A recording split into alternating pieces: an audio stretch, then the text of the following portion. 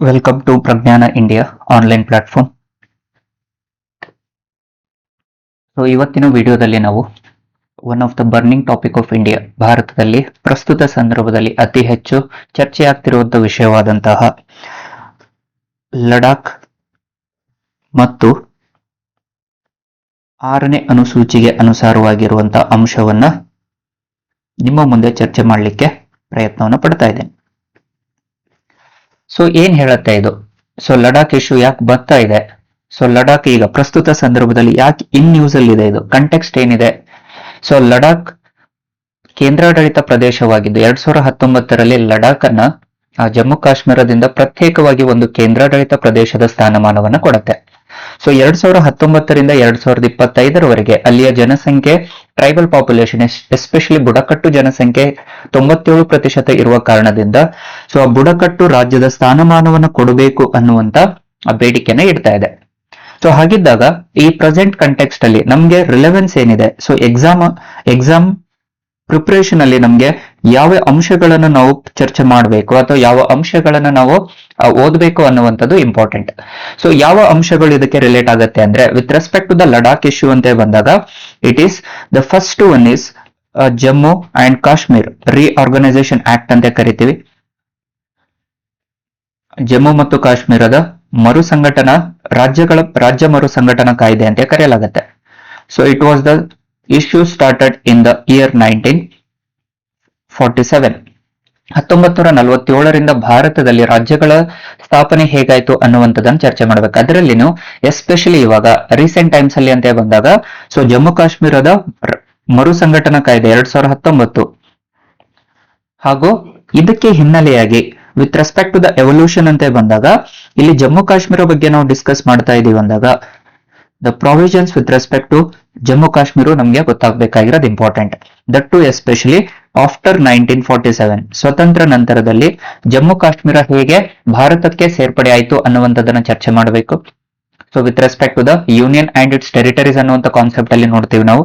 So 1947ರ ನಂತರದಲ್ಲಿ ಏನು ಜಮ್ಮು ಕಾಶ್ಮೀರಕ್ಕೆ ಮುಖ್ಯವಾಗಿ ಪ್ರತ್ಯೇಕವಾದ ಸ್ಥಾನಮಾನವನ್ನ ನೀಡಲಾಗುತ್ತೆ. ಆ ಪ್ರತ್ಯೇಕವಾದ ಸ್ಥಾನಮಾನವನ್ನೇ 370ನೇ ವಿಧಿಯಲ್ಲಿ ನೀಡಲಾಗುತ್ತೆ. With respect to the accession instrument ಅಂತ ಹೇಳಿ ನೋಡ್ತೀವಿ ನಾವು. ಸೊ ಜನಾಭಿಪ್ರಾಯದ ಮೂಲಕ 370ನೇ ವಿಧಿಯಲ್ಲಿ ಜಮ್ಮು ಕಾಶ್ಮೀರಕ್ಕೆ ಪ್ರತ್ಯೇಕ ಸ್ಥಾನಮಾನವನ್ನ ನೀಡಲಾಗುತ್ತೆ. ಸೊ 370ನೇ ವಿಧಿಯ ಬಗ್ಗೆ ಚರ್ಚೆ ಮಾಡ್ತೀವಿ. ನಂತರದಲ್ಲಿ ಈಗ ಪ್ರಸ್ತುತ ಸಂದರ್ಭದಲ್ಲಿ ಏನು 6ನೇ ಅನುಸೂಚಿಯಲ್ಲಿ ಜಮ್ಮು ಕಾಶ್ಮೀರಕ್ಕೆ ನೀಡಬೇಕು ಅನ್ನುವಂತ ಬೇಡಿಕೆಯನ್ನ ಅಲ್ಲಿಯ ಜನಸಾಮಾನ್ಯರು ಬೇಡಿಕೆನ ಇಟ್ಟಿದ್ದಾರೆ. ಹಾಗಾಗಿ ಈ 6ನೇ ಅನುಸೂಚಿಗೆ ಸಂಬಂಧಪಟ್ಟಿರುವಂತ ಸಾಂವಿಧಾನಿಕ ಅಂಶಗಳಾಗಿದ್ದು ಸೊ ಸಂವಿಧಾನದ ಭಾಗ 10 ವಿಧಿ 244ರಲ್ಲಿ ಅದರ ಬಗ್ಗೆ ಪ್ರಾಧಾನ್ಯತೆಯನ್ನು ಇರುವಂತದನ್ನ ಕಾಣ್ತೇವೆ. ಸೊ ಆ 244ನೇ ವಿಧಿ ಏನ್ ಹೇಳುತ್ತೆ ಅನ್ನುವಂಥದ್ದನ್ನ ನೋಡಬೇಕು. ಹಾಗಾಗಿ ಈಗ ಲಡಾಖ್ ಯಾವಾಗ 6ನೇ ಅನುಸೂಚಿಯಲ್ಲಿ ಬೇಡಿಕೆಯನ್ನ ಇಟ್ಟಿದೆನೋ ಅದೇ ಸಂದರ್ಭದಲ್ಲಿ ಕೇಂದ್ರ ಸರ್ಕಾರ ಲಡಾಖ್ ಅನ್ನ ಏನು ಬುಡಕಟ್ಟು ರಾಜ್ಯದ ಸ್ಥಾನಮಾನವನ್ನ ನೀಡುವಲ್ಲಿ ನಿರಾಕರಿಸಿದ್ದು 2 ಪ್ರಾಧಾನ್ಯತೆಯನ್ನು ಕೊಟ್ಟಿದೆ. ಸೊ ಲಡಾಖ್ ಇಶ್ಯೂ ಅನ್ನ ಇವಾಗ ಕೇಂದ್ರ ಸರ್ಕಾರ 240ನೇ ವಿಧಿಯಲ್ಲಿ ಪ್ರಸ್ತಾಪ ಮಾಡಿರುವಂತದನ್ನ ಕಾಣ್ತೀವಿ. ಸೊ 240ನೇ ವಿಧಿಯು ಕೇಂದ್ರಾಡಳಿತ ಪ್ರದೇಶದಲ್ಲಿ ಆಡಳಿತದ ಬಗ್ಗೆ ಹೇಳ್ತಾ ಇದೆ.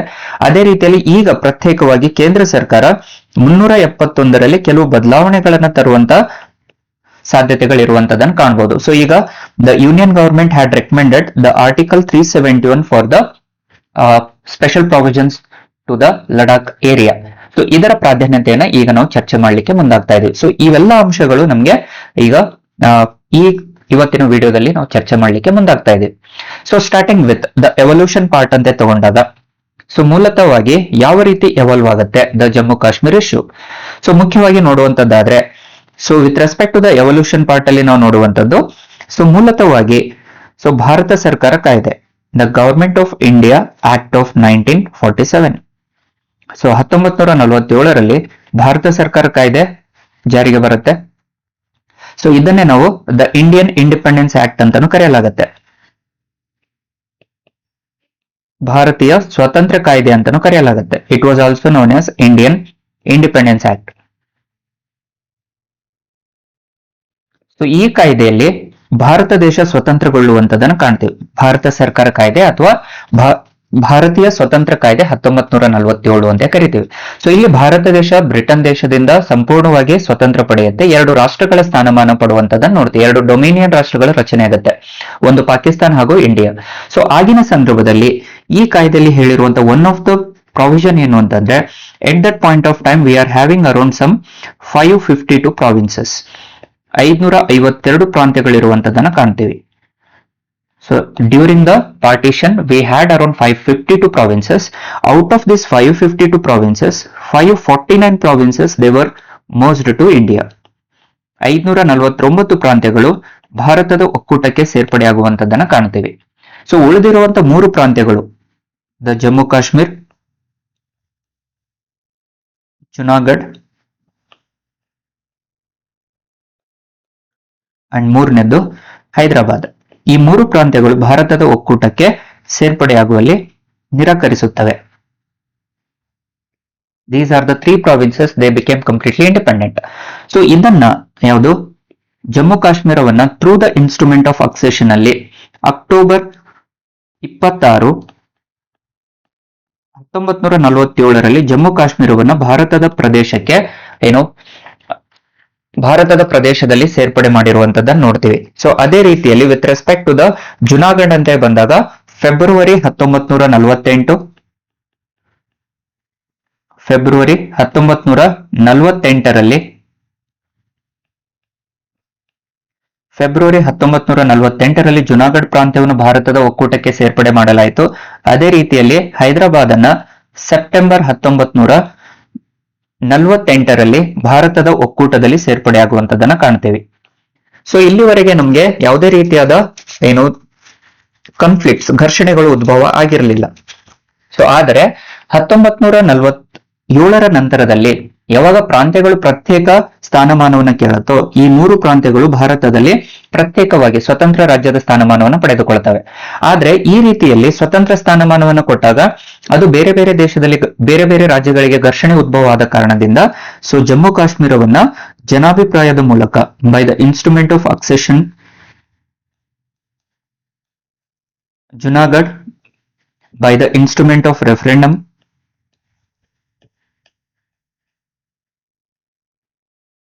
ಹಾಗೂ Hyderabad by the instrument of police action, operation polo ಅಂತೇಳಿ ಕರೆಯಲಾಗುತ್ತೆ. ಪೊಲೀಸ್ ಕಾರ್ಯಾಚರಣೆಯ ಮೂಲಕ ಈ 3 ಪ್ರಾಂತ್ಯಗಳನ್ನ ಭಾರತದ ಭೌಗೋಳಿಕ ಪ್ರದೇಶದಲ್ಲಿ ಸೇರ್ಪಡೆಯಾಗುವಂತದನ್ನ ಕಾಣ್ತೀವಿ. ಸೊ ಹಾಗಾಗಿ ಯಾವಾಗ ಇಲ್ಲಿ ಎಸ್ಪೆಷಲಿ ಇವತ್ತಿನ ಕಂಟೆಕ್ಸ್ಟ್ ಅಲ್ಲಿ ನಾವು ಚರ್ಚೆ ಮಾಡಬೇಕಾಗಿರುವಂತಹ ಅಂಶ ಜಮ್ಮು ಕಾಶ್ಮೀರ. ಸೊ ಯಾಕಂದ್ರೆ ಲಡಾಖ್ ಇಶ್ಯೂ ಬರುವಂತದ್ದು ಜಮ್ಮು ಕಾಶ್ಮೀರದಿಂದ ಅಂತ ನೋಡ್ತೀವಿ. ಹಾಗಾಗಿ ಸೊ ಜಮ್ಮು ಕಾಶ್ಮೀರ ಯಾವಾಗ ಸೊ ಈ ಅಕ್ಸೆಷನ್ ಇನ್ಸ್ಟ್ರೂಮೆಂಟ್ ಆಫ್ ಅಕ್ಸೆಷನ್ ಅಲ್ಲಿ ಆಗಿನ ಸಂದರ್ಭದ ಗವರ್ನರ್ ಜನರಲ್ ಆಫ್ ಇಂಡಿಯಾ ಆಗಿರುವಂತ ಭಾರತದ ಗವರ್ನರ್ ಜನರಲ್ ಆಗಿರುವಂತ ಲಾರ್ಡ್ ಮೌಂಟ್ ಬ್ಯಾಟನ್, ಆಗಿನ ಗವರ್ನರ್ ಜನರಲ್ ಆಗಿರುವಂತ ಲಾರ್ಡ್ ಮೌಂಟ್ ಬ್ಯಾಟನ್ ಹಾಗೂ ರಾಜ ಹರಿ ಸಿಂಗ್ ಅಂತ ಕರೆಯಲಾಗುತ್ತೆ. ಸೊ ಹರಿ ಸಿಂಗ್ ಹಿಂದೂ ಆಗಿರುವ ಕಾರಣದಿಂದ ಅತಿ ಹೆಚ್ಚಿನ ಜನಸಂಖ್ಯೆ ಮುಸ್ಲಿಮರು ಇರ್ತಾರೆ ಜಮ್ಮು ಕಾಶ್ಮೀರದಲ್ಲಿ. ಹಾಗಾಗಿ ಇಲ್ಲಿ ಅಕ್ಸೆಷನ್ ಇನ್ಸ್ಟ್ರೂಮೆಂಟ್ ಅನ್ನ ನೋಡ್ತೀವಿ ನಾವು. ಅಂದ್ರೆ ರಾಜನ ಒಪ್ಪಿಗೆಯ ಮೇರೆಗೆಯಲ್ಲಿ ಆ ಜಮ್ಮು ಕಾಶ್ಮೀರ ಪ್ರದೇಶವನ್ನು ಭಾರತದ ಒಕ್ಕೂಟದಲ್ಲಿ ಸೇರ್ಪಡೆಯಾಗುವಂತದನ್ನ ಕಾಣಬಹುದು. ಸೊ ಲಾರ್ಡ್ ಮೌಂಟ್ ಬ್ಯಾಟನ್ ಮತ್ತು ಹರಿ ಸಿಂಗ್ ರವರ ಈ ಒಪ್ಪಂದದಲ್ಲಿ, ಅಕ್ಸೆಷನ್ ಒಪ್ಪಂದದಲ್ಲಿ ಜಮ್ಮು ಕಾಶ್ಮೀರ ಭಾರತದ ಒಕ್ಕೂಟಕ್ಕೆ ಸೇರ್ಪಡೆಯಾಗುವಂತದನ್ನ ಕಾಣ್ತೀವಿ. ಅದು October 26, 1947. The Jammu Kashmir became the part of India on October 26, 1947 through the instrument of accession, and it was an agreement between Lord Mountbatten as well as the Hari Singh. So usually the ಕೌಟಿಲ್ಯನ ಒಂದು ತತ್ವವನ್ನು ನೋಡಬಹುದು ನಾವಿಲ್ಲಿ. So ಅಲ್ಲಿ ರಾಜ ಯಾವ ರೀತಿ ಹೇಳ್ತಾನೋ ಅದಕ್ಕನುಸಾರವಾಗಿ ಪ್ರಜೆಗಳು ಇರಬೇಕು ಅನ್ನುವಂಥದ್ದು ತತ್ವಕ್ಕೆ ಅನುಸಾರವಾಗಿ ಈ ಅಕ್ಸೆಷನ್ ಇನ್ಸ್ಟ್ರೂಮೆಂಟ್ ಇಂದ ಜಮ್ಮು ಕಾಶ್ಮೀರ ಭಾರತದ ಒಕ್ಕೂಟಕ್ಕೆ ಸೇರ್ಪಡೆ ಆಗುತ್ತೆ. ಆದ್ರೆ ರಾಜ ಹರಿಸಿಂಗ್ ಅವರು ಒಂದು ನಿರ್ಬಂಧನೆಗಳನ್ನ ಹೇರ್ತಾರೆ. ಆ ಕಂಡೀಷನ್ ಏನು ಅಂತಂದ್ರೆ ಜಮ್ಮು ಕಾಶ್ಮೀರಕ್ಕೆ ಪ್ರತ್ಯೇಕವಾದ ಸಾಂವಿಧಾನಿಕ ಸವಲತ್ತುಗಳನ್ನ ನೀಡುವಂತ ಬೇಡಿಕೆಯನ್ನು ಇಡ್ತಾರೆ. ಹಾಗಾಗಿನೇ ಸಂವಿಧಾನ ರಚನೆ ಆದಾಗ ಸೊ 1950 ಜನವರಿ 26ರಲ್ಲಿ ನಮ್ಮ ಸಂವಿಧಾನ ರಚನೆ ಆಗುತ್ತೆ. ಸೊ ಸಂವಿಧಾನ ರಚನೆ ಆದಾಗ during the formation of the constitution the Jammu Kashmir was given a special provision in the article number 370.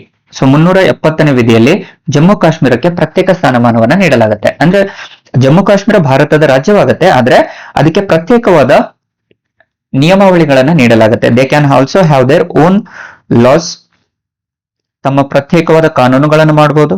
They can also have their own policies, ತಮ್ಮ ಕಾರ್ಯನೀತಿಗಳನ್ನ ತಾವೇ ರಚನೆ ಮಾಡಿಕೊಳ್ಳುವಂತ ಅಧಿಕಾರಗಳು. And they are not related to the parliament. Parliament can't control. ಅವರು ತಮ್ಮದೇ ಆದಂತಹ ಕಾನೂನುಗಳು, ಕಾರ್ಯನೀತಿಗಳನ್ನ ಮಾಡಬಹುದು, ಯಾವುದೇ ರೀತಿಯಾದ ವಿವಿಧ ಯೋಜನೆಗಳನ್ನ ಜಾರಿಗೆ ತರಬಹುದು. ಆದ್ರೆ ಇದನ್ನ ನಿರ್ಬಂಧಿಸುವಂತ ಅಧಿಕಾರಗಳು ಪಾರ್ಲಿಮೆಂಟ್ಗೆ ಇರಲ್ಲ. The parliament can't restrict the powers of Jammu Kashmir. The parliament doesn't have any powers over the Jammu Kashmir. So Jammu ಕಾಶ್ಮೀರದಲ್ಲಿ ಯಾವುದೇ ರೀತಿಯಾದ ನಿರ್ಬಂಧನೆಗಳನ್ನ ಹೇರುವಂತ ಅಧಿಕಾರಗಳು ಸಂಸತ್ತಿಗೆ ಇರುವುದಿಲ್ಲ. ಆದ್ರೆ ಇದೇ ರೀತಿಯಲ್ಲಿ ಆದಾಗ, ಜಮ್ಮು ಕಾಶ್ಮೀರಕ್ಕೆ ಪ್ರತ್ಯೇಕ ಸ್ಥಾನಮಾನವನ್ನು ನೀಡಿದಾಗ ಇತರೆ ರಾಜ್ಯಗಳು ಸಹ ತಮಗೆ ಪ್ರತ್ಯೇಕ ಸ್ಥಾನಮಾನ ನೀಡುವಂತ ಬೇಡಿಕೆಯನ್ನು ಇಟ್ಕೊಂತ ಹೋಗ್ತವೆ. The other States also fought for the special demands for their own States. So that was the reason why it created the conflicts between parliament and the state legislation. ರಾಜ್ಯ ಶಾಸಕಾಂಗ ಹಾಗೂ ಸಂಸತ್ತಿನ ನಡುವೆ ಏನೋ ಘರ್ಷಣೆಗಳು ಉದ್ಭವ ಆಗುತ್ತೆ. ಸೊ ಈ ಕಾರಣದಿಂದ ಮತ್ತೆ ದೇಶ ವಿಭಜನೆ ಆಗಬಹುದು ಅನ್ನುವಂತ ಕಾರಣದಿಂದಾಗಿ ಭಾರತ ದೇಶ 2019ರಲ್ಲಿ so Jammu Kashmir reorganisation act of 2019, Bharat ದೇಶ ಜಮ್ಮು ಮತ್ತು ಕಾಶ್ಮೀರ ಮರುಸಂಘಟನಾ ಕಾಯ್ದೆ, Jammu Kashmir reorganisation act of 2019ರಲ್ಲಿ ಭಾರತ ದೇಶ ಜಮ್ಮು ಕಾಶ್ಮೀರ ರಾಜ್ಯಗಳ ಮರುಸಂಘಟನಾ ಕಾಯ್ದೆಯನ್ನ ಜಾರಿಗೆ ತರುತ್ತೆ. ಸೊ ಇದರಲ್ಲಿ ಏನ್ ಮಾಡುತ್ತೆ, ಜಮ್ಮು ಕಾಶ್ಮೀರ ಪ್ರತ್ಯೇಕವಾಗಿ ಒಂದು ರಾಜ್ಯದ ಸ್ಥಾನಮಾನವನ್ನು ಹೊಂದಿರುವಂತದ್ದು. ಈಗ ಇದನ್ನ 2 ಕೇಂದ್ರಾಡಳಿತ ಪ್ರದೇಶದ ಸ್ಥಾನವಾಗಿ ನೀಡಲಾಗುತ್ತೆ. The Jammu Kashmir now it was made as a union territories. So union ಟೆರಿಟರಿಲಿ ಅದು ಒಂದು ಜಮ್ಮು ಮತ್ತು Kashmir having the state legislation, ರಾಜ್ಯ ಶಾಸಕಾಂಗವನ್ನು ಹೊಂದಿರುವಂತ ಜಮ್ಮು ಕಾಶ್ಮೀರ, ಹಾಗೂ ಇನ್ನೊಂದು ಲಡಾಖ್ ಅಂತೇಳಿ ಸ್ಥಾಪನೆ ಮಾಡುತ್ತೆ. ಲಡಾಖ್ ಕೇಂದ್ರಾಡಳಿತ ಪ್ರದೇಶ. ಸೊ ಲಡಾಖ್ ಅಲ್ಲಿ ಯಾವುದೇ ರೀತಿಯಾದ ರಾಜ್ಯ ಶಾಸಕಾಂಗ ಇಲ್ಲ. It doesn't had any state legislative assembly, but where as the Jammu Kashmir has the legislative assembly. So ಈ ಕಾರಣದಿಂದ ಏನಾಗುತ್ತೆ, ಜಮ್ಮು ಕಾಶ್ಮೀರಕ್ಕೆ ಪ್ರತ್ಯೇಕ ರಾಜ್ಯದ ಪ್ರತ್ಯೇಕ ಕೇಂದ್ರಾಡಳಿತ ಪ್ರದೇಶವನ್ನ ರಚನೆ ಆದ ಮೇಲೆ ತನ್ನದೇ ಆದಂತಹ ಶಾಸಕಾಂಗವನ್ನ ರಚನೆ ಮಾಡಲಿಕ್ಕೆ ಅಲ್ಲಿಯ ಜನರಿಗೆ ಅವಕಾಶ ನೀಡಲಾಗುತ್ತೆ. ಆದ್ರೆ ಲಡಾಖ್ ಅಲ್ಲಿ ಬರುವಂತ 2 ಪ್ರಾಂತ್ಯಗಳು ಏನಿದಾವೋ, this covers the 2 provisions, 2 areas, especially Kargil and ಎರಡನೇದು ಇಟ್ ಈಸ್ ಲೇಹ್. ಲೇಹ್ ಮತ್ತು ಕಾರ್ಗಿಲ್ ಈ 2 ಪ್ರಾಂತ್ಯಗಳು ಏನಾಗುತ್ತೆ ಲಡಾಖ್ ಅಲ್ಲಿ ಸೇರ್ಪಡೆಯಾಗಿರುವಂತದ್ದನ್ನ ಕಾಣಬಹುದು. ಸೊ ಲಡಾಖ್ ಅಲ್ಲಿ ಈ 2 ಪ್ರಾಂತ್ಯಗಳು ಲೇಹ್ ಮತ್ತು ಕಾರ್ಗಿಲ್ ಈ 2 ಪ್ರಾಂತ್ಯಗಳು ಜೋಡಣೆ ಆಗುವಂತದ್ದನ್ನ ನೋಡ್ತೀವಿ. ಆದ್ರೆ ಈ 2 ಪ್ರದೇಶಗಳಲ್ಲಿ more than around 97% population tribal ಅಲ್ಲಿ ಇರುವಂತದ್ದನ್ನ ನೋಡ್ತೀವಿ. 97%ಕ್ಕಿಂತ ಹೆಚ್ಚಿನ ಜನಸಂಖ್ಯೆ ಬುಡಕಟ್ಟು ಜನಾಂಗದವರು ಇರುವ ಕಾರಣದಿಂದಾಗಿ ಇತ್ತೀಚೆಗೆ ಏನು ಲಡಾಖ್ ಅನ್ನುವಂತ ಒಂದು ಕೇಂದ್ರಾಡಳಿತ ಪ್ರದೇಶ ತನಗೆ 6ನೇ ಅನುಸೂಚಿಯ ಸ್ಥಾನಮಾನವನ್ನು ನೀಡುವಂತ ಬೇಡಿಕೆನ ಇಟ್ಟಿದೆ. ಈಗ ಲಡಾಖ್ ಇಲ್ಲಿ 6ನೇ ಅನುಸೂಚಿಯಲ್ಲಿ ಇರುವಂತ ಬುಡಕಟ್ಟು ರಾಜ್ಯದ ಸ್ಥಾನಮಾನವನ್ನ ನೀಡಬೇಕು ಎನ್ನುವಂತ ಬೇಡಿಕೆನ ಇಡ್ತಾ ಇದೆ. So Ladakh was demanded for the 6th schedule. They need to have the provision of the 6th schedule ಅಂತ ಹೇಳ್ತಾ ಇದೆ. ಸೊ ಇದರ ಅರ್ಥ ಏನು ಅಂತಂದ್ರೆ, ಯೂಶುವಲ್ ಇವಾಗ 6ನೇ ಅನುಸೂಚಿ ಅಂದ್ರೆ ಏನು ಅನ್ನುವಂತ ಕಾನ್ಸೆಪ್ಟ್ ನಮ್ಗೆ ಆಸ್ಪಿರೆಂಟ್ಸ್ ಗಳಿಗೆ ಗೊತ್ತಿರಬೇಕು. ಸೊ ಈ 6ನೇ ಅನುಸೂಚಿ ಹೇಳುವಂತದ್ದು ಏನು ಅಂತಂದ್ರೆ, ಇಲ್ಲಿ 6ನೇ ಅನುಸೂಚಿಯ ಪ್ರಕಾರ ಆರ್ಟಿಕಲ್ 244 ಅಲ್ಲಿ ಈ ಪ್ರಾಧಾನ್ಯತೆಗಳಿರುವಂತದ್ದನ್ನು ನೋಡ್ತೀವಿ. So the 6th schedule was related to the administration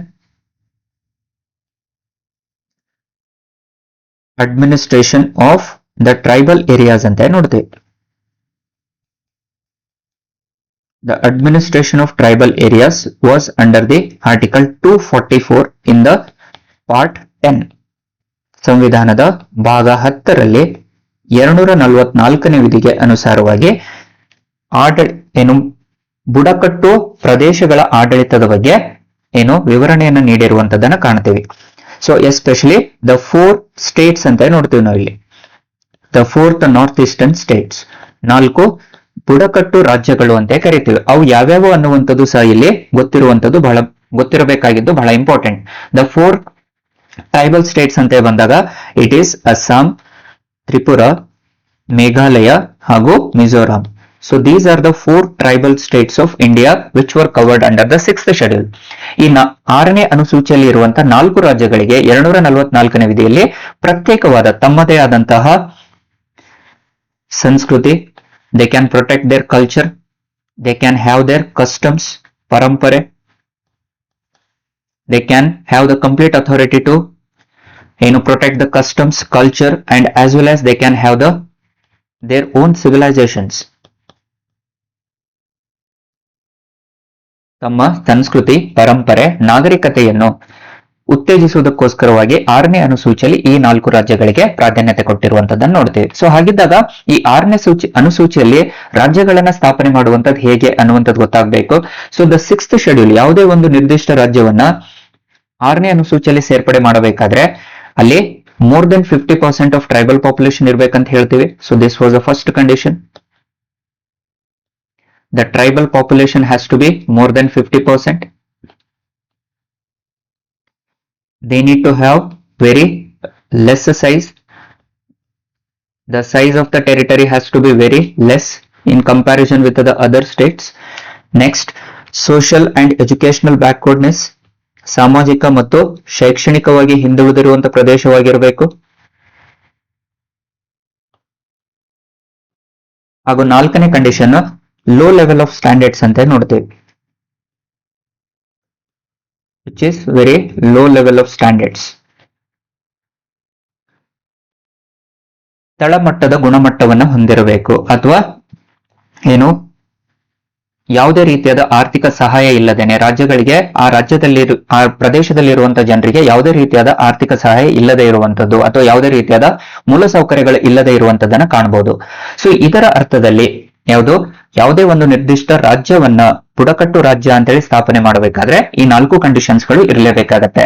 so ಈ 4 ಕಂಡೀಷನ್ಸ್ ಅನ್ನ ಹೊಂದಿದ್ರೆ ಮಾತ್ರ ಆ ರಾಜ್ಯಗಳಲ್ಲಿ ಈ 6ನೇ ಅನುಸೂಚಿಯನ್ನ ಪ್ರಸ್ತಾಪ ಮಾಡುವಂತಹ ಅಧಿಕಾರಗಳು ಸಂಪೂರ್ಣವಾಗಿ ರಾಜ್ಯಪಾಲರು ಹೊಂದಿರ್ತಾರೆ.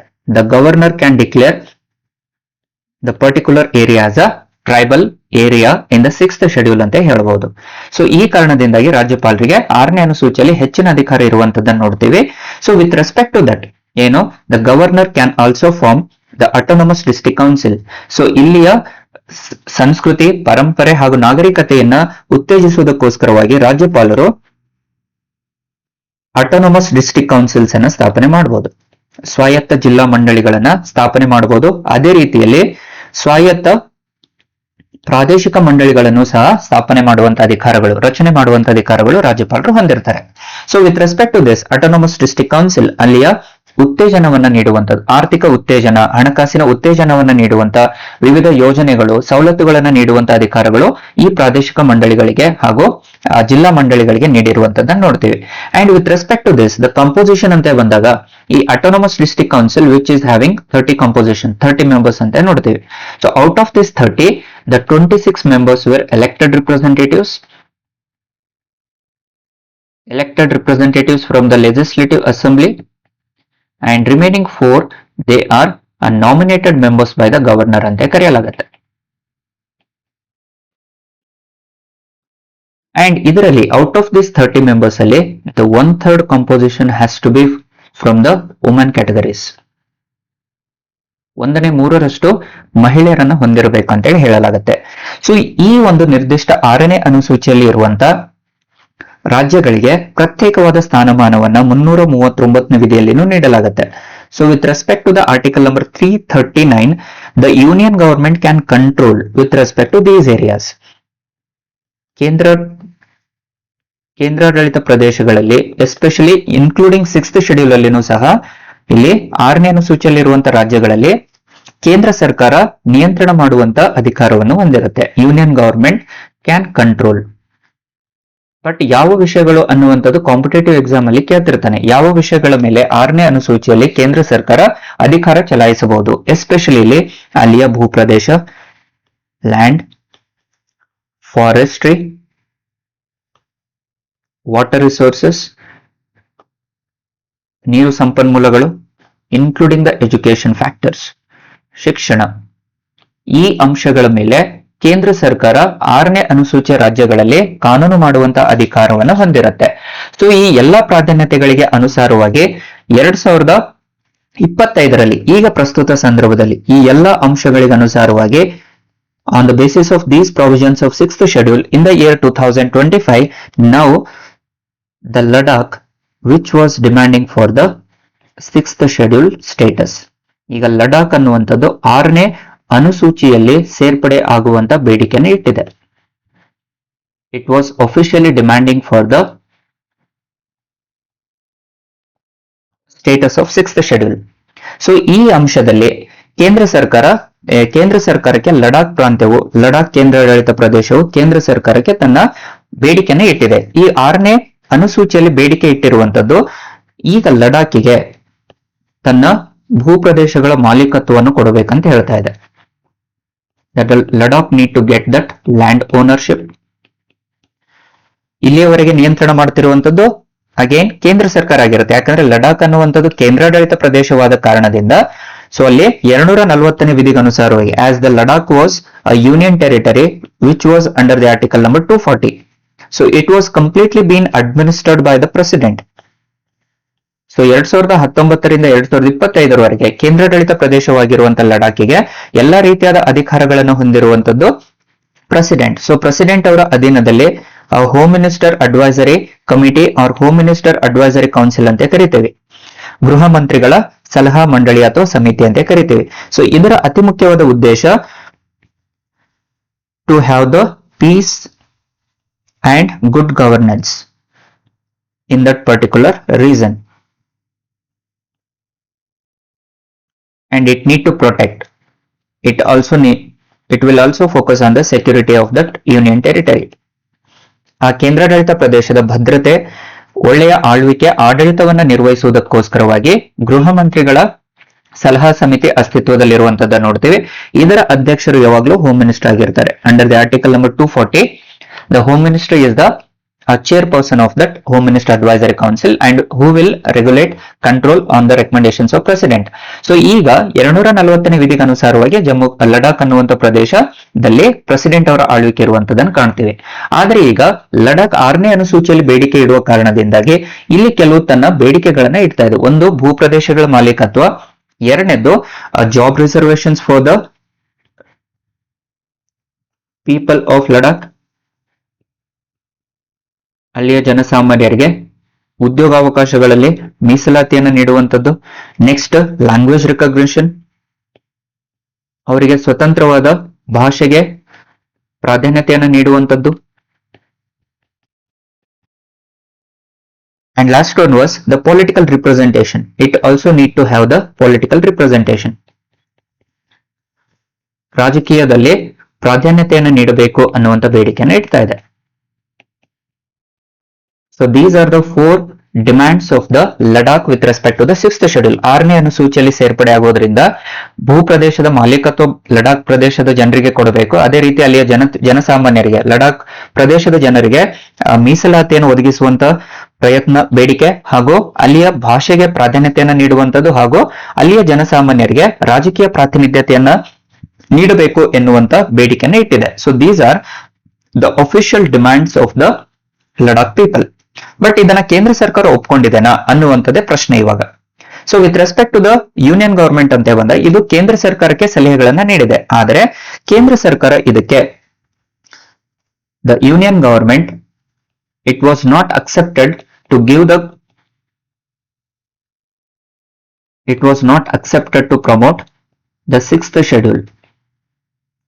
ಇದಕ್ಕೆ 6ನೇ ಅನುಸೂಚಿಯಲ್ಲಿ ಸೇರ್ಪಡೆ ಮಾಡುವಂತ ಪ್ರಾಧಾನ್ಯತೆಯನ್ನ ನಿರಾಕರಿಸಿದೆ. ಸೊ ಇದಕ್ಕೆ 6ನೇ ಅನುಸೂಚಿಯಲ್ಲಿ ಅಲ್ಲ, ಬದಲಾಗಿ ಕೇಂದ್ರ ಸರ್ಕಾರ ಹೇಳ್ತಿರುವಂತದ್ದು, ಈಗಿನ ಕೇಂದ್ರ ಸರ್ಕಾರದ ಶಿಫಾರಸುಗಳು ಏನಿದಾವೋ ಅದನ್ನ ಇಲ್ಲಿ ಚರ್ಚೆ ಮಾಡ್ಲಿಕ್ಕೆ ಪ್ರಯತ್ನ ಪಡೋಣ. The union government had recommended, the union government recommendations ಇಲ್ಲಿ it will promote the article 371 ಅಂತ ಹೇಳ್ತಾ ಇದೆ. The Ladakh will be given the provision under the 371. So 371 article ಏನ್ ಹೇಳುತ್ತೆ ಅನ್ನುವಂಥದ್ದು ಗೊತ್ತಿರಬೇಕಾಗತ್ತೆ. So article 371, it was related to the special provisions to the particular areas. It will promote the special provisions to certain areas of the states.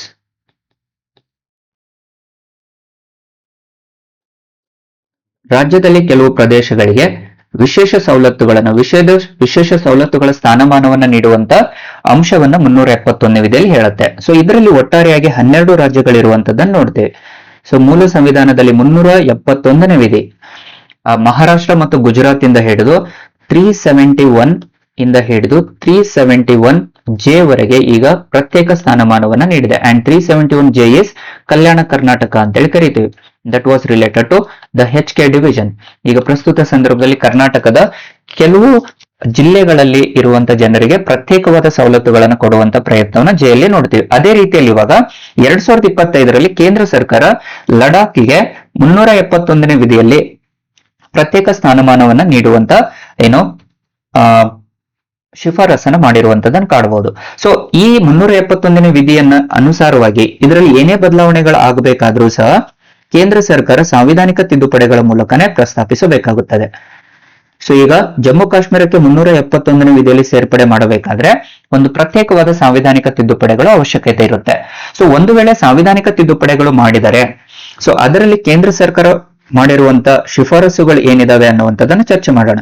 So first ಒಂದು ಸರ್ಕಾರ ಹೇಳ್ತಿರುವಂತದ್ದು ಇಲ್ಲಿ job ಅಲ್ಲಿ reservations ಕೊಡಲಾಗತ್ತೆ, ಆದ್ರೆ ಆ reservations domicile base ಮೇಲೆ ಇರುತ್ತೆ. The job reservations will be based on the domicile based. The domicile based job reservation was the recommendation. ಅಂದ್ರೆ ಏನಿದರ ಅರ್ಥ? ಐದನೇ ವಿಧಿಯಲ್ಲಿ, ಸಂವಿಧಾನದ 5ನೇ ವಿಧಿಯಲ್ಲಿ ಅಧಿವಾಸ ಅನ್ನುವಂಥದ್ದು ಏನು ಅಂತ ನೋಡ್ತೀವಿ ನಾವು. It is the permanent residence ಅಂತ ಕರೆಯಲಾಗತ್ತೆ. Be careful. The term domicile was mentioned in the constitution under the article number 5, but it was not clearly defined. So ಅಧಿವಾಸ ಎನ್ನುವಂತ ಪದವನ್ನ ಸಂವಿಧಾನದ 5ನೇ ವಿಧಿಯಲ್ಲಿ ಮೆನ್ಷನ್ ಮಾಡಲಾಗಿದೆ. It was mentioned in the article number 5, but it was not defined. 5ನೇ ವಿಧಿಯಲ್ಲಿ ಅದರ ಉಲ್ಲೇಖ ಇದೆ, ಆದ್ರೆ ಅದು 5ನೇ ವಿಧಿಯಲ್ಲಿ ಅದರ ಉಲ್ಲೇಖ ಇದೆ, ಆದ್ರೆ ಇದು ವ್ಯಾಖ್ಯಾನವನ್ನ ನೀಡಿಲ್ಲ. The term domicile was used and mentioned in the article number 5, but it was not defined. ಅಧಿವಾಸ ಅಂತಂದ್ರೆ ಅಲ್ಲೇ ಹುಟ್ಟಿ ಜನನವನ್ನು ಪಡೆದಿರುವಂತದ್ದು ಅಥವಾ ಶಾಶ್ವತ ನಿವಾಸಿಗಳನ್ನ ನಾವು ಅಧಿವಾಸಿಗಳು ಅಂತ ಕರಿತೀವಿ. ಸೊ ರಿಸರ್ವೇಶನ್ಸ್ ಅನ್ನ ನೀಡಲಾಗುತ್ತೆ, ಆದ್ರೆ ಅಲ್ಲೇ ಹುಟ್ಟಿ ಬೆಳೆದಿರುವಂತ ಜನನಿವಾಸಿಗಳಿಗೆ ಮಾತ್ರ ಮೀಸಲಾತಿಯನ್ನು ಕೊಡಲಾಗುತ್ತೆ ಅನ್ನುವಂಥದ್ದನ್ನ ಹೇಳ್ತಾ ಇದೆ. ಸೊ ಅದರಲ್ಲಿ ಹಾಗೆಯೇ so it need to focus on the residence of 15 years. ಮೀಸಲಾತಿಯನ್ನು ಕೊಡಲಾಗತ್ತೆ, ಆದ್ರೆ ರೆಸಿಡೆನ್ಸಿ ಅಲ್ಲಿಯ 15 ವರ್ಷಗಳವರೆಗೆ ಅವರು ನಿವಾಸಿಯಾಗಿದ್ದರೆ, ವಾಸವಾಗಿದ್ರೆ ಅವರಿಗೆ ಅವಕಾಶವನ್ನ ನೀಡಲಾಗುತ್ತೆ. ಅದೇ ರೀತಿಯಲ್ಲಿ if they completed their education till 10th or 12th ಅಲ್ಲಿ if they studied for a period of 7 years in that particular union territory, then they will be known as the residence ಅಂತ ಹೇಳ್ತಾ ಇದೆ, ಡೊಮಿಸಿಲ್ ಅಂತ ಹೇಳ್ತಾ ಇದೆ. And ಇದರಲ್ಲಿ job recognition ಅಲ್ಲಿ so in the job reservations ಅಲ್ಲಿ ಪ್ರತ್ಯೇಕವಾಗಿ ಈಗ ಪ್ರಸ್ತುತ ಸಂದರ್ಭದಲ್ಲಿ ಇರುವಂತದ್ದು ಏನು, ಒಂದು ವೇಳೆ 371 ವಿಧಿಗೆ ಅನುಸಾರವಾಗಿ ಕೇಂದ್ರ ಸರ್ಕಾರ ಅವರಿಗೆ ಸ್ಥಾನಮಾನವನ್ನು ಕೊಟ್ಟಿದ್ದೇ ಆದಲ್ಲಿ ಸಾಮಾಜಿಕವಾಗಿ ಮತ್ತು ಶೈಕ್ಷಣಿಕವಾಗಿ ಹಿಂದುಳಿದಿರುವಂತಹ ಪ್ರದೇಶಗಳಿಗೆ 75% ಮೀಸಲಾತಿಯನ್ನು ಕೊಡುವಂತ ಪ್ರಯತ್ನ ಅಥವಾ ಶಿಫಾರಸುಗಳನ್ನು ಮಾಡಲಾಗಿದೆ. ಅದೇ ರೀತಿಯಲ್ಲಿ EWS ಎಕನಾಮಿಕಲ್ ವೀಕರ್ ಸೆಕ್ಷನ್ಸ್ ಗೆ ಸರಿಸುಮಾರು 10% ಮೀಸಲಾತಿಯನ್ನು ನೀಡುವಂತ ಶಿಫಾರಸನ್ನ ಕೇಂದ್ರ ಸರ್ಕಾರ ಮಾಡಿದೆ. ಸೊ ಈಗ ಅಗೇನ್ ನೋಡ್ರಿ, SCBC ಅನ್ನುವಂಥ social and educational backward classes ಅಂದ್ರೆ SC ಆಗಿರ್ಬೋದು, ST ಹಾಗೂ ಬ್ಯಾಕ್ವರ್ಡ್ ಕ್ಲಾಸಸ್. ಸೊ ಆ ಜನಾಂಗದವರಿಗೆ 85% ಮೀಸಲಾತಿ ಲಡಾಖ್ ಅಲ್ಲಿ. ಅದೇ ರೀತಿಯಲ್ಲಿ ಆರ್ಥಿಕವಾಗಿ ಹಿಂದುಳಿದಿರುವಂತಹ ಪ್ರದೇಶ. ಸೊ ಈಗ ಆರ್ಥಿಕವಾಗಿ ಹಿಂದುಳಿದಿರುವಂತಹ ಪ್ರದೇಶವನ್ನ ಇತ್ತೀಚೆಗೆ ನಾವು ನೋಡಿರಬಹುದು ಸಂವಿಧಾನದ 103ನೇ ಸಾಂವಿಧಾನಿಕ ತಿದ್ದುಪಡಿ ಕಾಯ್ದೆಯಲ್ಲಿ. ಸಂವಿಧಾನದ 103ನೇ ತಿದ್ದುಪಡಿ ಕಾಯ್ದೆಯಲ್ಲಿ ಆರ್ಥಿಕ ಹಿಂದುಳಿದ ವರ್ಗಗಳಿಗೆ 10% ಮೀಸಲಾತಿಯನ್ನು ನೀಡಿದೆ. ಅದೇ ರೀತಿಯಲ್ಲಿ ಇಲ್ಲಿ SCBC ಕ್ಲಾಸಸ್ಗೆ ಇತ್ತೀಚಿನ ಸಂದರ್ಭದಲ್ಲಿ 104ನೇ ಸಾಂವಿಧಾನಿಕ ತಿದ್ದುಪಡಿ ಕಾಯ್ದೆಯಲ್ಲಿ under the 104th constitutional amendment act ಪ್ರಕಾರ SCBC ಕ್ಲಾಸಿಗೆ ರಿಸರ್ವೇಶನ್ ಅನ್ನ 10 ವರ್ಷಗಳವರೆಗೆ ಮುಂದುವರಿಸಿದೆ. ಆದ್ರೆ ಲಡಾಖ್ ಅಲ್ಲಿ ಈಗ 2025 ಬೇಡಿಕೆ ಇದ್ದಿದ್ದು SC/BCಗೆ 85% ರಿಸರ್ವೇಶನ್ ಕೊಡಲಾಗುತ್ತೆ ಹಾಗೂ EWS ಗೆ 10% ರಿಸರ್ವೇಶನ್ ನೀಡಲಾಗುತ್ತೆ ಅಂತ ಕೇಂದ್ರ ಸರ್ಕಾರ 371ನೇ ವಿಧಿಗೆ ಅನುಸಾರವಾಗಿ ಶಿಫಾರಸು ಮಾಡಿದಾಗ ನೀಡಲಾಗುತ್ತೆ ಅಂತ ಹೇಳ್ತಾ ಇದೆ. ಇದು ಜಾಬ್ ರಿಸರ್ವೇಶನ್ ಆಯ್ತು. And the complete land ownership. So land ownership ಅಂತ ಬಂದಾಗ ಭೂಪ್ರದೇಶದ ಮಾಲೀಕತ್ವ ಅಂತ ಹೇಳಿ ಬಂದಾಗ ಇಲ್ಲಿ ಆ ಪ್ರದೇಶಕ್ಕೆ ಆ ನಿರ್ದಿಷ್ಟ ಜನಸಾಮಾನ್ಯರಿಗೆ ಪ್ರತ್ಯೇಕವಾದ ಪ್ರಾಧಾನ್ಯತೆ ಕೊಟ್ಟಿರುವಂತದ್ದನ್ನು ಕಾಡ್ತೀವಿ. ಆದ್ರೆ ಅಂಡರ್ ದ 6th ಶೆಡ್ಯೂಲ್ ಅಲ್ಲಿನೂ ಸಹ ಲ್ಯಾಂಡ್ ಓನರ್ಶಿಪ್ ಅನ್ನುವಂಥದ್ದು ಸ್ಟೇಟಿಗೆ ಇರುತ್ತೆ. ಆದ್ರೆ ಅದರಲ್ಲಿ ನಿಯಂತ್ರಣ ಮಾಡುವಂತ ಅಧಿಕಾರಗಳು ಕೇಂದ್ರ ಸರ್ಕಾರ ಹೊಂದಿರುತ್ತೆ. The land are the forest ಅಂತ ಏನ್ ಹೇಳ್ತೀವಲ್ಲ, ಅಲ್ಲಿಯ ಭೂಪ್ರದೇಶದ ನಿರ್ವಹಣೆಯನ್ನ ನಿಯಂತ್ರಣ ಮಾಡುವಂತ ಅಧಿಕಾರ ಕೇಂದ್ರ ಸರ್ಕಾರಕ್ಕೆ ಇರುತ್ತೆ. ಆದ್ರೆ ಮಾಲೀಕತ್ವ ಮಾತ್ರ ಅಲ್ಲಿಯ ಜನಪ್ರತಿನಿಧಿಗಳಿಗೆ ಇರುತ್ತೆ. It is under the union territories. ಮಾಲೀಕತ್ವ ಅಲ್ಲಿ ಕೇಂದ್ರಾಡಳಿತ ಪ್ರದೇಶದ ಜನರಿಗೆ ಇರುತ್ತೆ. ಆದ್ರೆ ನಿಯಂತ್ರಣ ಮಾಡುವಂತ ಅಧಿಕಾರಗಳು ಕೇಂದ್ರ ಸರ್ಕಾರ ಹೊಂದಿರುವಂತದ್ದನ್ನು ನೋಡ್ತೇವೆ. And with respect to political representation ಅಂತ ಬಂದಾಗ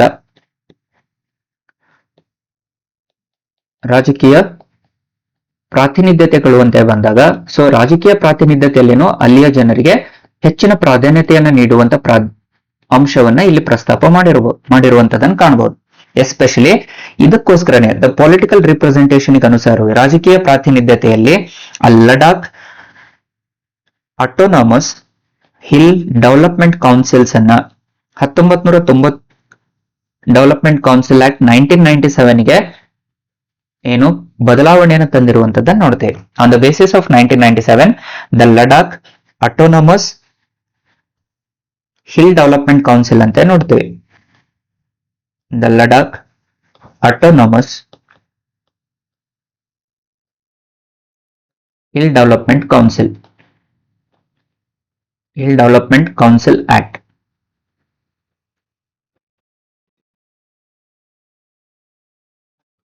Ladakh autonomous hill development council act of 1997 ಅಲ್ಲಿ ಎಸ್ಪೆಷಲಿ ದ ಪ್ರಾವಿಷನ್ಸ್ ಏನಿದಾವಲ್ವಾ ಈಗಿನ ಸಂದರ್ಭದಲ್ಲಿ ಲೇಹ್ ಮತ್ತು ಕಾರ್ಗಿಲ್ ಪ್ರದೇಶದಲ್ಲಿರುವಂತಹ ಜನರಲ್ಲಿ ಅಲ್ಲಿಯ ಈ ಕಾಯ್ದೆಗೆ ಅನುಸಾರವಾಗಿ 1/3 ಸದಸ್ಯರುಗಳನ್ನ ಮಹಿಳೆಯರಿಗೆ ಮೀಸಲಾತಿ ಕೊಟ್ಟಿರುವಂತದ್ದನ್ನು ನೋಡ್ತೇವೆ.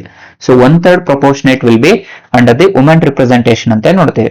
ಸೊ ಈ ರೀತಿಯಲ್ಲಿ ರಾಜಕೀಯ ಪ್ರಾತಿನಿಧ್ಯತೆಯಲ್ಲಿನೂ ಮಹಿಳೆಯರಿಗೆ ಅವಕಾಶವನ್ನ ನೀಡುವಂತ ಪ್ರಯತ್ನ ಮಾಡಿದೆ.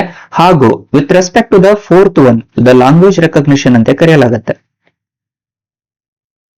ಭಾಷೆಯ ಪ್ರಾತಿನಿಧ್ಯತೆ.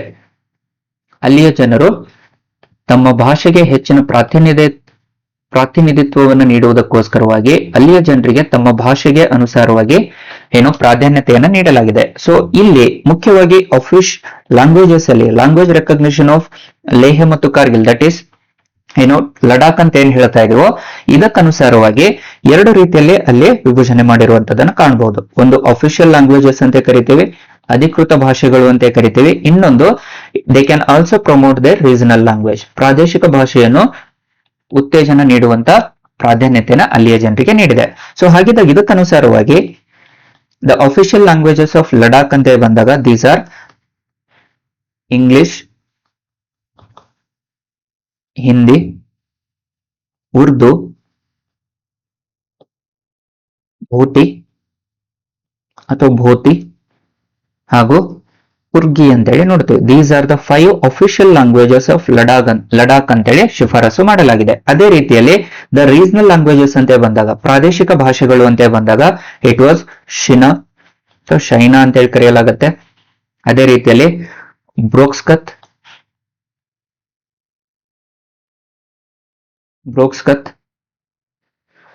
ಬಾಲ್ಟಿ, ಲಡಾಖಿ ಅನ್ನುವಂಥದ್ದು ಪ್ರಾದೇಶಿಕ ಭಾಷೆಗಳು ಅಂತ ಹೇಳಲಾಗುತ್ತೆ. ಸೊ ಇವೆಲ್ಲವೂ ಸಹ ಅಂದ್ರೆ ಲಡಾಖಿನ 5 ಅಧಿಕೃತ ಭಾಷೆಗಳಿದಾವೆ ಹಾಗೂ 4 ಪ್ರಾದೇಶಿಕ ಭಾಷೆಗಳ ಸ್ಥಾನಮಾನವನ್ನ ಕೇಂದ್ರ ಸರ್ಕಾರ ಒಪ್ಪಿಕೊಳ್ಳುವಂತದನ್ನ ನೋಡಬಹುದು. ಸೊ ಈ ರೀತಿಯಲ್ಲಿ ಲಡಾಖಿಗೆ ಪ್ರತ್ಯೇಕ ಸ್ಥಾನಮಾನವನ್ನ ನೀಡುವುದರ ಜೊತೆಗೆ ಅದಕ್ಕೆ ಹೆಚ್ಚಿನ ಸವಲತ್ತುಗಳನ್ನ ನೀಡುವಂತ ಶಿಫಾರಸನ್ನ ಈಗ ಕೇಂದ್ರ ಸರ್ಕಾರ 371ನೇ ವಿಧಿಗನುಸಾರವಾಗಿ ತಿದ್ದುಪಡಿಯ ಮೂಲಕ ಜಾರಿಗೆ ಬಂದಾಗ ಇವುಗಳ ಪ್ರಾಧಾನ್ಯತೆಗಳು ಲಡಾಖ್ ಪ್ರದೇಶಕ್ಕೆ ಸಿಗಬಹುದು. ಇಲ್ಲದೆ ಇದ್ರೆ ಇನ್ನು ಲಡಾಖ್ ಅನ್ನುವಂತ ಪ್ರದೇಶ 240ನೇ ವಿಧಿಯಲ್ಲಿ ಒಂದು ಸಾಮಾನ್ಯ ಕೇಂದ್ರಾಡಳಿತ ಪ್ರದೇಶವಾಗಿ ಕಾರ್ಯನಿರ್ವಹಿಸುವಂತದನ್ನ ಕಾಣಬಹುದು. ಸೊ ಇವೆಲ್ಲವೂ ನಮ್ಗೆ ಕಾಂಪಿಟೇಟಿವ್ ಎಕ್ಸಾಮ್ಸ್ ಅಲ್ಲಿ ಕೇಳುವಂತ ಸಾಧ್ಯತೆಗಳು ಇರುತ್ತೆ.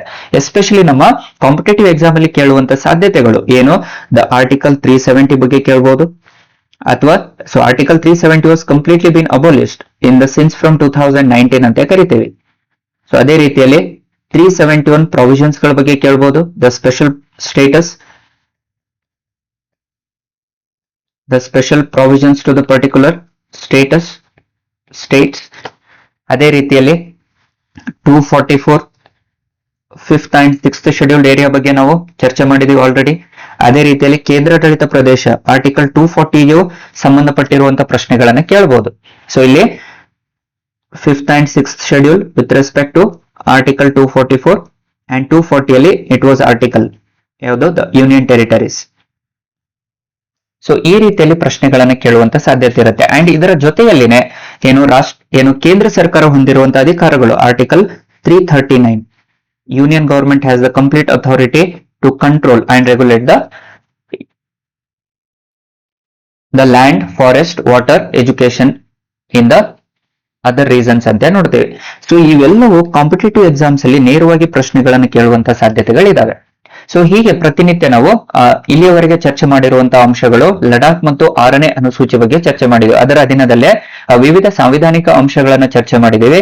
ಇನ್ನು ಮುಂದಿನ ದಿನಮಾನಗಳಲ್ಲಿ ನಾವು ಹೀಗೆ ಪ್ರತಿನಿತ್ಯ ಒಂದೊಂದು ವಿಡಿಯೋವನ್ನ ಸಂಪೂರ್ಣವಾಗಿ 360 ಡಿಗ್ರಿ ಆಂಗಲ್ ಅಲ್ಲಿ, ಡೈಮೆನ್ಷನ್ಸ್ ಅಲ್ಲಿ, ಮಲ್ಟಿ ಡೈಮೆನ್ಷನ್ ಅಲ್ಲಿ ಚರ್ಚೆ ಮಾಡುವಂತ ಪ್ರಯತ್ನವನ್ನು ಮಾಡೋಣ. And which is helpful for both your prelims, mains as well as to your interviews. So ಈ ಎಲ್ಲಾ ಆದ್ಯತೆಗಳನ್ನ ಆಧಾರದ ಮೇರೆಗೆ, ವಿವಿಧ ಸ್ಪರ್ಧಾತ್ಮಕ ಪರೀಕ್ಷೆಗಳ ಆಧಾರದ ಮೇರೆಗೆ ಪ್ರತಿನಿತ್ಯ ಒಂದೊಂದು ಬರ್ನಿಂಗ್ ಟಾಪಿಕ್ ಅನ್ನ ಚರ್ಚೆ ಮಾಡ್ಲಿಕ್ಕೆ ಪ್ರಯತ್ನವನ್ನ ಮಾಡೋಣ.